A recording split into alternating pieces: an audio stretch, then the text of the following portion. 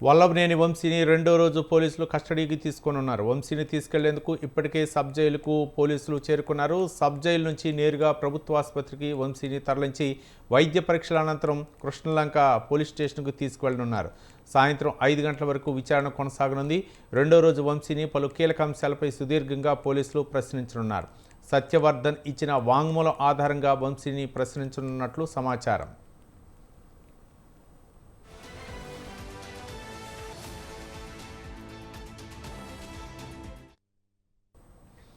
ఈరోజు వల్లభనేని వంశీని రెండో రోజు పోలీసులు ప్రశ్నించనున్నట్లు తెలుస్తుంది. దీనిపై మరింత సమాచారం మా కరస్పాండెంట్ సంతోష్ ఫోన్ లైన్లో అందించడానికి సిద్ధంగా ఉన్నారు. సంతోష్,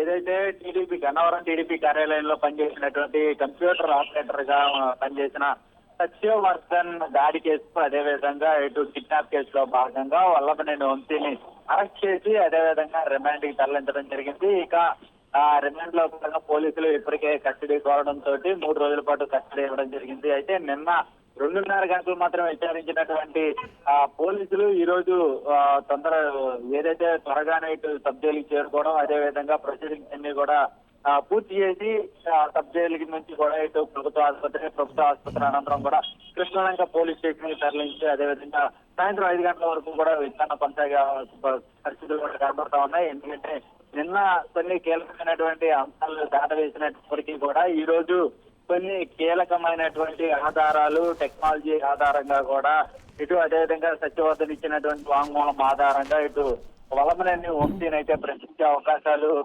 కనబడుతున్నట్టు తెలుస్తా ఉంది. అదేవిధంగా నిన్న 3 ఏసీపీ అధికారులు అయితే వల్లభనేని వంశీని ప్రశ్నించడం జరిగింది. అదేవిధంగా ఈ రోజు కూడా ఇటు విచారణ అధికారులు సైతం కూడా ఈ రోజు పూర్తి స్థాయిలో కొన్ని కీలకమైనటువంటి అంశాలపై కూడా ప్రశ్నించే అవకాశాలు కనబడతా ఉన్నాయి. అంతేకాకుండా ఇటు వల్లభనేని వంశీ పాటు ఏ సైతం కూడా పోలీసులు విచారించనున్నట్టు కూడా తెలుస్తా ఉంది. అదేవిధంగా మరోవైపు ఏదైతే నిందితులు ఎవరైతే ఉన్నారో వారికి సంబంధించినటువంటి న్యాయవాదులకి ముందస్తుగా తెలియజేయలేదంటూ కూడా ఇటు న్యాయవాది చిరంజీవి కోర్టులో మేము పిటిషన్ దాఖలు చేయడం జరిగింది. దీనికి సంబంధించినటువంటి అంశాలపై కూడా ఈ రోజు విజయవాడ కోర్టులో విచారణకు వచ్చే అవకాశాలు కూడా కనబడతా ఉన్నాయి. ఎందుకంటే న్యాయస్థానం అయితే కనుక ముందుగానే ఇటు నిందితుల తరపు న్యాయవాదులకి ఎక్కడ విచారిస్తున్నారు, అక్కడ న్యాయవాదుల సమక్షంలోనే విచారించాలంటూ కూడా ఆదేశాలు జారీ చేసినప్పటికీ ఆ విచారణాధికారులు మాత్రం ఇటువంటి ఆదేశాలు పాటించలేదు అంటూ కూడా ఇటు మెమో దాఖలు చేయడం జరిగింది. ఆ మెమోని క్యాన్సిల్ చేయాలంటూ కూడా ఇటు కోర్టును ఆశ్రయించడం జరిగింది. ఏదేమైనప్పటికీ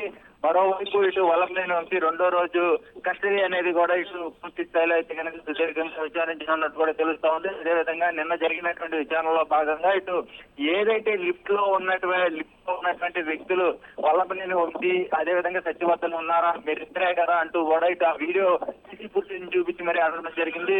ఉన్న వాస్తవమే అంటూ కూడా ఒప్పుకోవడం జరుగుతున్నట్టు కూడా కొంత సమాచారం అందినటువంటి పరిస్థితులు కూడా కనబడతాయి. ఏదేమైనప్పటికీ రెండో రోజు అయితే కనుక సుదీర్ఘంగా అయితే కూడా ఈ యొక్క విచారణ అనేది కొనసాగనున్నట్టు తెలుస్తా ఉంది. Ravi, right, thank you Santosh.